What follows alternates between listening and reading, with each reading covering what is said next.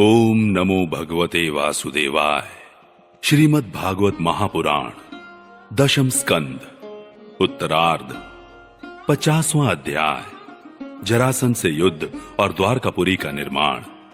श्री सुखदेव जी कहते हैं, भरतवंश शिरोमणि परीक्षित, कंस की 2 रानियां थीं, अस्ति और प्राप्ति। पति की मृत्यु से उन्हें बड़ा दुख हुआ और वे अपने पिता की राजधानी में चली गईं। उन दोनों का पिता था मगधराज जरासंध। उससे उन्होंने बड़े दुख के साथ अपने विधवा होने के कारणों का वर्णन किया। परीक्षित, यह अप्रिय समाचार सुनकर पहले तो जरासंध को बड़ा शोक हुआ, परंतु पीछे वह क्रोध से तिलमिला उठा। उसने यह निश्चय करके कि मैं पृथ्वी पर एक भी यदुवंशी नहीं रहने दूंगा, युद्ध की बहुत बड़ी तैयारी की और 23 अक्षौहिणी सेना के साथ यदुवंशियों की राजधानी मथुरा को चारों ओर से घेर लिया। भगवान श्री कृष्ण ने देखा जरासंध की सेना क्या है, उमड़ता हुआ समुद्र है। उन्होंने यह भी देखा कि उसने चारों ओर से हमारी राजधानी घेर ली है और हमारे स्वजन तथा पूर्ववासी भयभीत हो रहे हैं। भगवान श्री कृष्ण पृथ्वी का भार उतारने के लिए ही मनुष्य का सा वेश धारण किए हुए हैं। अब उन्होंने विचार किया कि मेरे अवतार का क्या प्रयोजन है और इस समय इस स्थान पर मुझे क्या करना चाहिए। उन्होंने सोचा, यह बड़ा अच्छा हुआ कि मगधराज जरासंध ने अपने अधीनस्थ नरपतियों की पैदल, घुड़सवार, रथी और हाथियों से युक्त कई अक्षौहिणी सेना इकट्ठी कर ली है। यह सब तो पृथ्वी का भार ही जुटकर मेरे पास आ पहुंचा है। मैं इसका नाश करूंगा, परंतु अभी मगधराज जरासंध को नहीं मारना चाहिए, क्योंकि वह जीवित रहेगा तो फिर से असुरों की बहुत सी सेना इकट्ठी कर लाएगा। मेरे अवतार का यही प्रयोजन है कि मैं पृथ्वी का बोझ हल्का कर दूं, साधु सज्जनों की रक्षा करूं और दुष्ट दुर्जनों का संहार। समय समय पर धर्म रक्षा के लिए और बढ़ते हुए अधर्म को रोकने के लिए मैं और भी अनेकों शरीर ग्रहण करता हूं। परीक्षित, भगवान श्री कृष्ण इस प्रकार विचार कर ही रहे थे कि आकाश से सूर्य के समान चमकते हुए 2 रथ आ पहुंचे। उनमें युद्ध की सारी सामग्रियां सुसज्जित थीं और 2 सारथी उन्हें हाँक रहे थे। इसी समय भगवान के दिव्य और सनातन आयुध भी अपने आप वहां आकर उपस्थित हो गए। उन्हें देखकर भगवान श्री कृष्ण ने अपने बड़े भाई बलराम जी से कहा, भाई जी, आप बड़े शक्तिशाली हैं।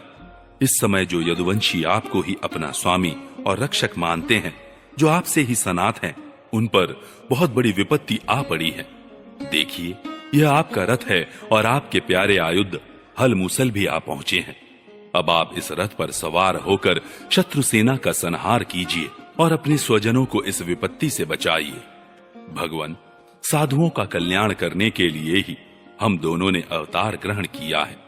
अतः अब आप यह 23 अक्षौहिणी सेना, पृथ्वी का यह विपुल भार नष्ट कीजिए। भगवान श्री कृष्ण और बलराम जी ने यह सलाह करके कवच धारण किए और रथ पर सवार होकर वे मथुरा से निकले। उस समय दोनों भाई अपने अपने आयुध लिए हुए थे और छोटी सी सेना उनके साथ साथ चल रही थी। श्री कृष्ण का रथ हाँक रहा था दारूक। पुरी से बाहर निकलकर उन्होंने अपना 5 जन्य शंख बजाया। उनके शंख की भयंकर ध्वनि सुनकर शत्रु पक्ष की सेना के वीरों का हृदय डर के मारे थर्रा उठा।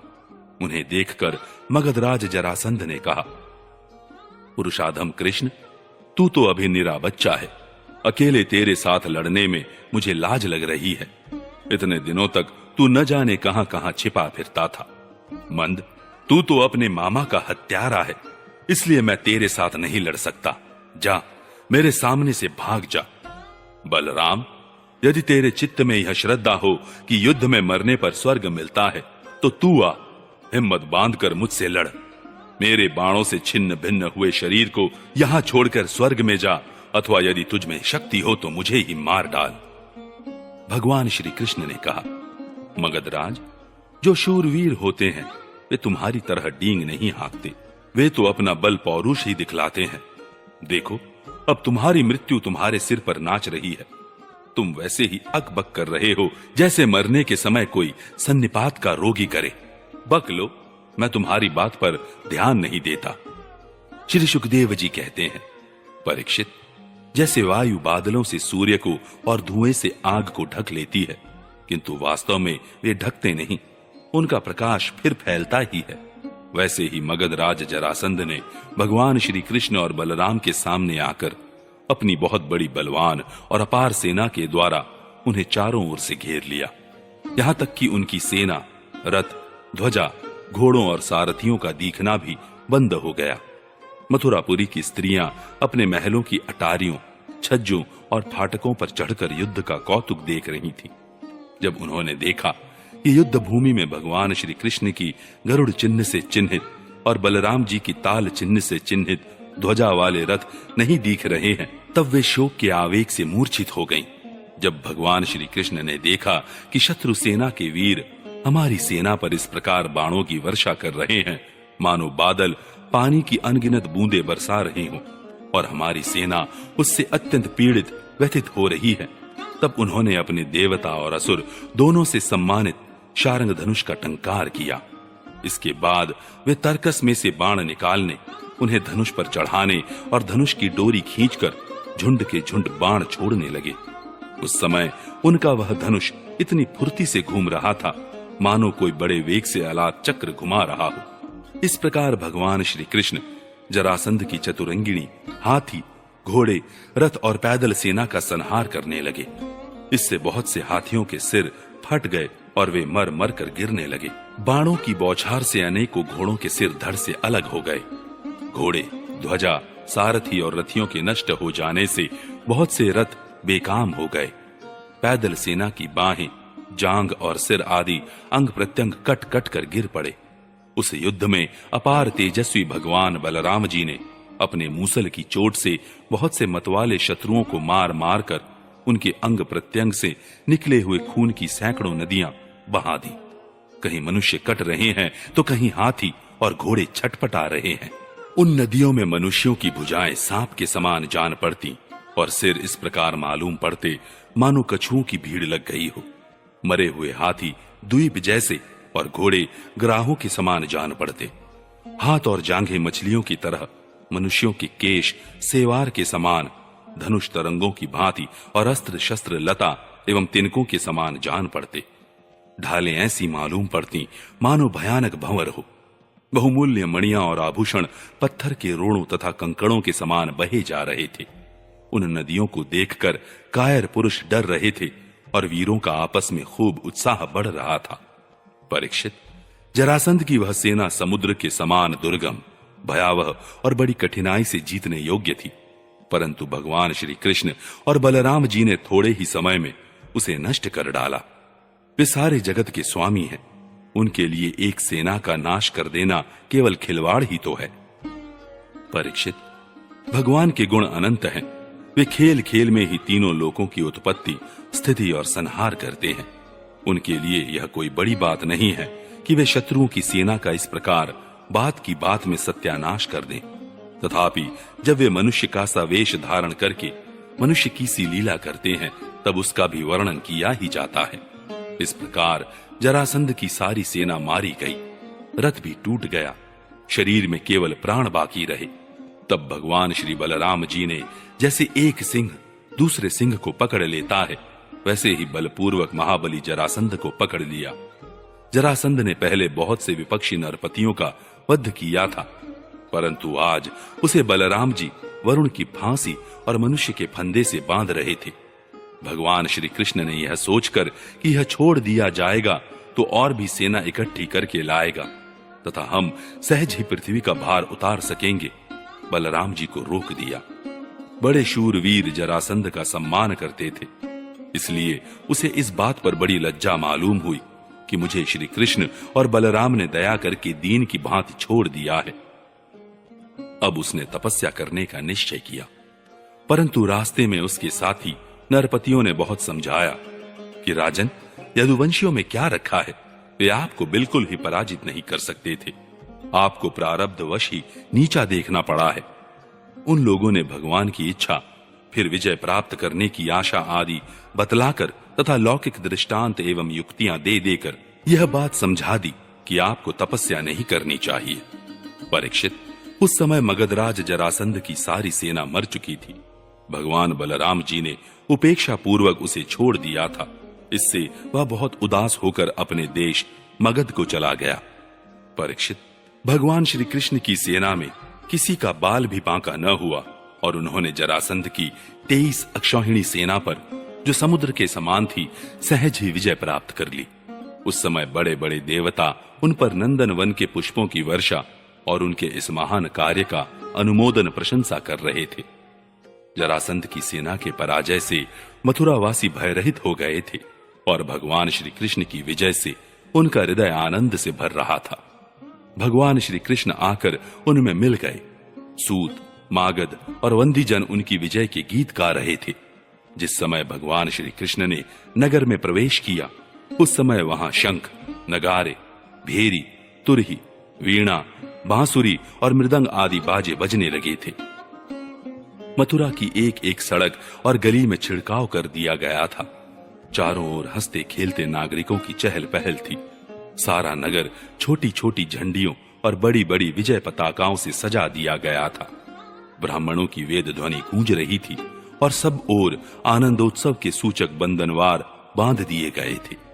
जिस समय श्री कृष्ण नगर में प्रवेश कर रहे थे, उस समय नगर की नारियां प्रेम और उत्कंठा से भरे हुए नेत्रों से उन्हें स्नेह पूर्वक निहार रही थी और फूलों के हार, दही, अक्षत और जौ आदि के अंकुरों की उनके ऊपर वर्षा कर रही थी। भगवान श्री कृष्ण रणभूमि से अपार धन और वीरों के आभूषण ले आए थे। वह सब उन्होंने यदुवंशियों के राजा उग्रसेन के पास भेज दिया। परीक्षित, इस प्रकार 17 बार 23 अक्षौहिणी सेना इकट्ठी करके मगधराज जरासंध ने भगवान श्री कृष्ण के द्वारा सुरक्षित यदुवंशियों से युद्ध किया। किंतु यादवों ने भगवान श्री कृष्ण की शक्ति से हर बार उसकी सारी सेना नष्ट कर दी। जब सारी सेना नष्ट हो जाती, तब यदुवंशियों के उपेक्षा पूर्वक छोड़ देने पर जरासंध अपनी राजधानी में लौट जाता। जिस समय 18वां संग्राम छिड़ने ही वाला था, उसी समय नारद जी का भेजा हुआ वीर कालयवन दिखाई पड़ा। युद्ध में कालयवन के सामने खड़ा होने वाला वीर संसार में दूसरा कोई न था। उसने जब यह सुना कि यदुवंशी हमारे ही जैसे बलवान हैं और हमारा सामना कर सकते हैं, तब 3 करोड़ मलेच्छों की सेना लेकर उसने मथुरा को घेर लिया। कालयवन की यह असमय चढ़ाई देखकर भगवान श्री कृष्ण ने बलराम जी के साथ मिलकर विचार किया, अहो, इस समय तो यदुवंशियों पर जरासंध और कालयवन, ये दो विपत्तियां एक साथ ही मंडरा रही हैं। आज इस परम बलशाली यवन ने हमें आकर घेर लिया है और जरासंध भी आज, कल या परसों में आ ही जाएगा।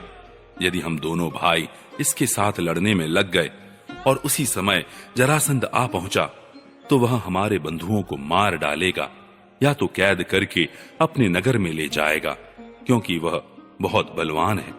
इसलिए आज हम लोग एक ऐसा दुर्ग, ऐसा किला बनाएंगे जिसमें किसी भी मनुष्य का प्रवेश करना अत्यंत कठिन हो। अपने स्वजन संबंधियों को उसी किले में पहुंचाकर फिर इस यवन का वध कराएंगे। बलराम जी से इस प्रकार सलाह करके भगवान श्री कृष्ण ने समुद्र के भीतर एक ऐसा दुर्गम नगर बनवाया जिसमें सभी वस्तुएं अद्भुत थीं और उस नगर की लंबाई चौड़ाई 48 कोस की थी। उस नगर की एक एक वस्तु में विश्वकर्मा का विज्ञान और शिल्पकला की निपुणता प्रकट होती थी। उसमें वास्तु शास्त्र के अनुसार बड़ी बड़ी सड़कों, चौराहों और गलियों का यथास्थान ठीक ठीक विभाजन किया गया था। वह नगर ऐसे सुंदर सुंदर उद्यानों और विचित्र विचित्र उपवनों से युक्त था, जिनमें देवताओं के वृक्ष और लताएं लहलहाती रहती थीं। सोने के इतने ऊंचे ऊंचे शिखर थे जो आकाश से बातें करते थे। स्फटिक मणि की अटारियां और ऊंचे ऊंचे दरवाजे बड़े ही सुंदर लगते थे। अन्न रखने के लिए चांदी और पीतल के बहुत से कोठे बने हुए थे। वहां के महल सोने के बने हुए थे और उन पर कामदार सोने के कलश सजे हुए थे। उनके शिखर रत्नों के थे तथा गच पन्ने की बनी हुई बहुत भली मालूम होती थी। इसके अतिरिक्त उस नगर में वास्तु देवता के मंदिर और छज्जे भी बहुत सुंदर सुंदर बने हुए थे। उसमें चारों वर्ण के लोग निवास करते थे और सबके बीच में यदुवंशियों के प्रधान उग्रसेन जी, वसुदेव जी, बलराम जी तथा भगवान श्री कृष्ण के महल जगमगा रहे थे।